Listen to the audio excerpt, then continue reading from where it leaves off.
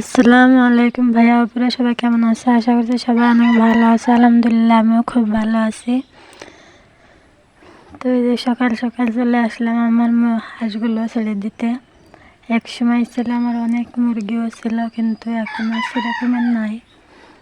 অনেক মুরগি ছিল বলতে কিন্তু আমার মুরগির খামারের মতোই ছিল, খামার করার ইচ্ছা ছিল। দুর্ভাগ্যজনক তো যে কোনোভাবেই মুরগিগুলো আমার নেই এখন আর। তো এই যে সকাল সকাল চলে আসলাম হাঁসগুলো ছেড়ে দেওয়ার জন্য। হাঁস লালন পালন করলে একদিকতে ভালো লাগে যে সকালবেলা খোপটা দরজাটা খোলার সাথেই যদি ডিম দেখা যায় মনের মধ্যে এতটাই শান্তি লাগে, খুবই ভালো লাগে। কিন্তু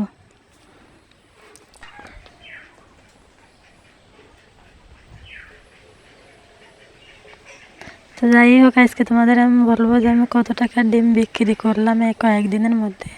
আমি ডিমটা খুবই কমই বিক্রি করি, কারণ আমার খেতেই লাগে। আমার ছোটো ছোটো দুটো বাচ্চা আছে, তো সেই জন্য তেমন একটা বিক্রি করা হয় না। তবে আজকের ভিডিওটা সবার উদ্দেশ্যে, গ্রামে যারা আমরা মধ্যবিত্ত ফ্যামিলি আছি বা মধ্যবিত্তের বউরা আছি, এরা বসে না থেকে যদি এরকমের হাঁস মুরগি লালন পালন করি, বা বড় আকারে দরকার নেই, অল্প অল্প করে হলেও, এরা কিন্তু খুব বেশি খায় তাও কিন্তু নয়। বাড়ির অতিরিক্ত খাবারগুলো যেমন ভাতও অনেক সময় অতিরিক্ত থেকে যায়, কিংবা কিছু ধান যদি আমরা কিনে রাখি বা সারা বছরই খাওয়াইতে পারি। এছাড়াও তোমরা আমরা দেখো যে আমি অল্প অল্প করে জায়গায়, ফুল কিন্তু সবারই পছন্দ, তারপরে আমি ফুলের জায়গায় কিন্তু সবজি লাগানোর চেষ্টা করি। কারণ আমাদের মতো ফ্যামিলি কিন্তু সবজি যদি 12 মাসকাল কিনে খাইতে হয় তাহলে কিন্তু খুবই টাফ হয়ে যায়। তো সেজন্য বাড়ির থেকে যদি 2-4-5টা সবজি আমরা লাগাইতে পারি, তখন সেই 2-4-5টা আমরা নিজেদের খাওয়াটা চললেও কিন্তু আমাদের হয়। সেই জন্য কিন্তু আমি সবসময় যেন সবজি লাগানোর চেষ্টা করি। এবারও কিন্তু আমার অনেক প্রকারের সবজি হয়েছে। তো এভাবে যদি তোমরা কম বেশি করে অল্প অল্প করে বাড়িতে সবজি গাছ, হাঁস মুরগি, এগুলো সবই যদি বাড়িতেই তৈরি করো বা হাঁস মুরগি লালন পালন করো, তখন কিন্তু তোমাদের নিজেদেরও হাত খরচের জন্য তোমাদের স্বামীর কাছে টাকা চাইতে হবে না। অথবা নিজে কোনো একটা জিনিস কেনার দরকার হলে তোমরা কিছু টাকা গোছাই দিলে তারা আর কিছু টাকা ভরে কিনে এনে দিল, এটাও সুবিধা হয়। আমি কিন্তু এরকমই করি। আমি কোনো টাকা গোছাইলে জান্নাতের বাবারে বলি যে আমি এই টাকা দিচ্ছি, আমার এই টাকা দিয়ে একটা জিনিস কিনে এনে দাও। উনি কিন্তু কখনো সেটা না বলে না, আমার কিনে এনে দেয়। তো কয়েকদিনে কিন্তু আমি অনেক টাকারই ডিম বিক্রি করেছি, আর ডিম বিক্রি করার টাকা দেখি কিনবো সেটাও তোমাদের আমি একটা ভিডিওতে বলবো। তো এই যে টাকাগুলো কিন্তু আমি যেভাবে যে টাকা দিচ্ছে, ডিম দিয়েছি, টাকা দিচ্ছে, সেইভাবে আমি রেখে রেখে দিছি।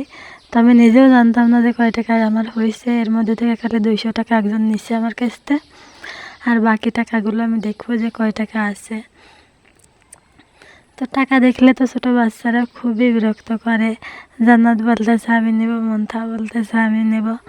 তার মধ্যে টাকাগুলো আমি করতেছিলাম, হিসাব করতেছি যে কয় টাকা আছে। আসলে দেখি যে আমার টার্গেট পূরণ হয় নাকি, যে আমি যে জিনিসটা কিনবো সেটা কেনার মতো টাকা হয়েছে কি না।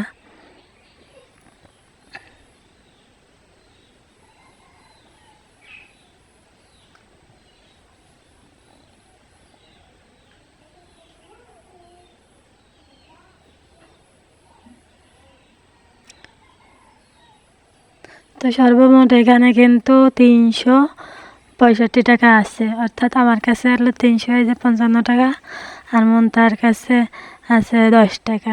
এটা আছে পয়সা, যার কারণে ওর কাছেই দিয়ে রাখছি। তো এভাবে কিন্তু অনেকটা এগিয়ে গেল না? তো তোমরা চাইলে এরকম করতে পারো, হাঁস মুরগি লালন পালন করতে পারো।